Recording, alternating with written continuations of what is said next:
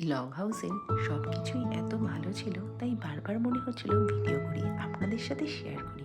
আপনারাও সুযোগ সুবিধা হলে লং হাউসে ঘুরে আসবেন। সত্যি, লং হাউসে কিন্তু একা গিয়ে মজা নেই, বন্ধুদের নিয়ে জমিয়ে আড্ডা দিয়ে ভীষণ মজা।